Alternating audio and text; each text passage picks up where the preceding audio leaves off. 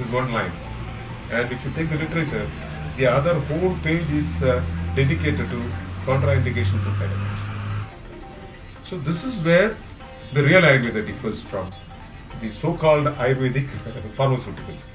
Because we always say a herbal medicine can be made, a herbal product can be made, an Ayurvedic product can be made. An Ayurveda product can be a herbal product, but a herbal product is never an Ayurveda product. Because in an Ayurveda product, as I said earlier, you always mix herbs based on different parameters. The incompatibility, their side effects, whether they are balancing factors, counterbalancing factors. Even if you take some of your simple oil, there are more than 60 or 70 ingredients, herbs. The reason is maybe 20 or 30 may be meant for the problem for which the oil is made. The other 30 to support their activities, and the balance to counterbalance and then nullify some of the side effects. Just like in a family, a combined family, father is having a different type of personality, mother has a different type of personality, the children have different type of personalities. But when you live as a whole family, you know who balances others. We say there is a successful family. All the five are different, but they are very successful. They know how to balance each other. This is what we try to apply in our Ayurvedic medicines. Tantra is a science which is again developed from India. What we believe is Tantra is nothing but a science which helps you to use the cosmic energy for your own personal benefits and for the benefit of the mankind, but to use it for the positive benefits of the mankind.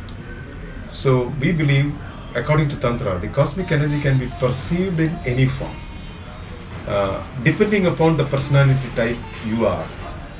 You always like to receive the energy in the form which you like. For example, a child would like to receive the love and the warmth of a mother, because the child is always very easily connected to the mother.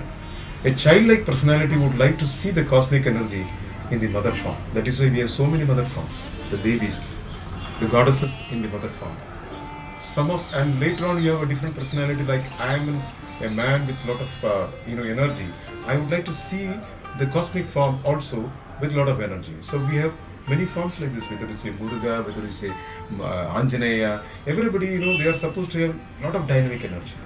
Similarly, different forms are given. The forms are denoting the same cosmic energy. The forms are only meant for the human beings to perceive them according to their levels. So this is practiced in our temples also. So if you go to the temples of maybe for Vishnu, for a Vishnu there is a the statue or the shape of Vishnu is not the primary thing.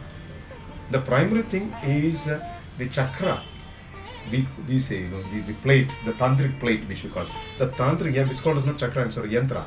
The yantra is the most important. Every form has a yantra.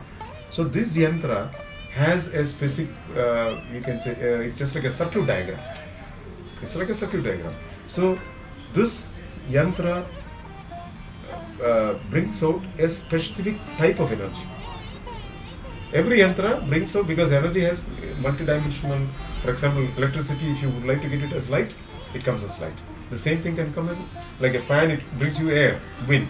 So the same electricity can be perceived and used in different forms.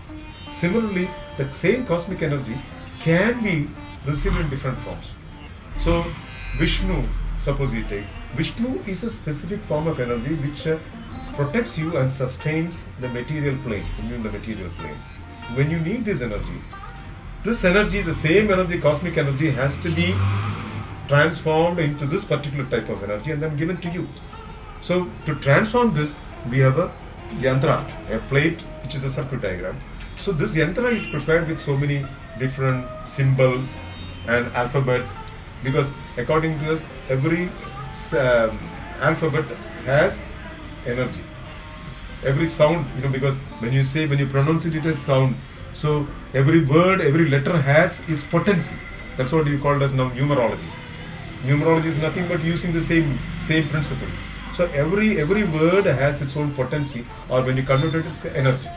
So this yantra has different symbols and words, and when this yantra is prepared, the man who prepares it has to focus on it and every day has to chant mantras. The mantras are again specific sounds which can generate a particular type of energy. So for every yantra there is a specific mantra.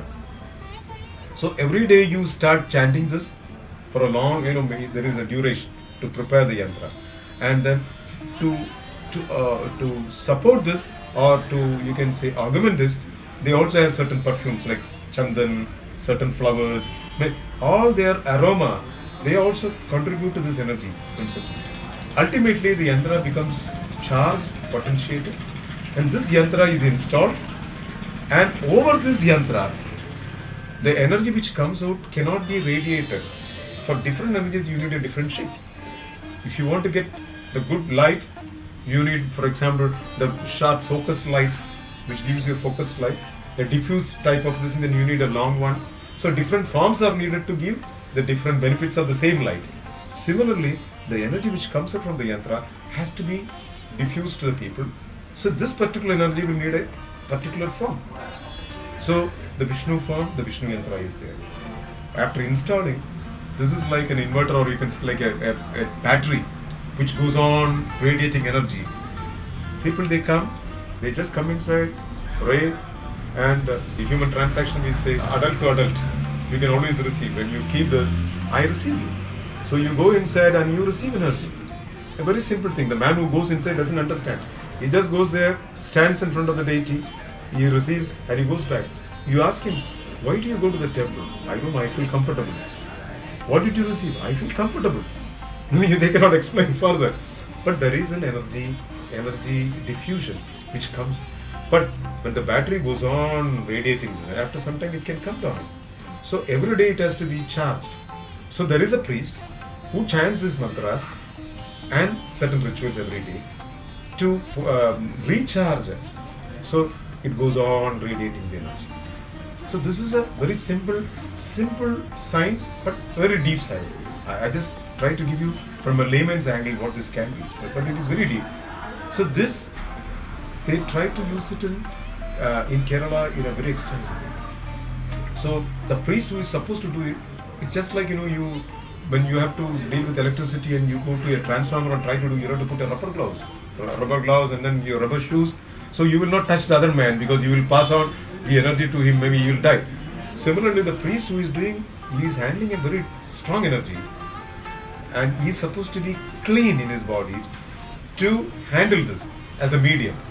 So he has to undergo a lot of austerities. So he is not supposed to touch the other person who comes maybe with a lot of negative energies. Because when he is a medium and then passing on a lot of positive energy to the deity, to the yantra, when he touches you, you may unknowingly pass your negative energy also. So that is why in the temples, when they do the ritual, they say, please move. The priest is coming inside. So there are a lot of meaning, but for the layman, we say it's untouchable. Maybe he is an upper caste or he is doing certain thing. No, different versions have been given. But honestly, it is the tantric principle itself is an energy principle. Maybe the same thing, if you elaborate, we call it as a homa, we have a yaga. It is all the same energy. When you try to chant mantras, what it's going to bring, the energy which is going to bring is so tremendous in a yaga.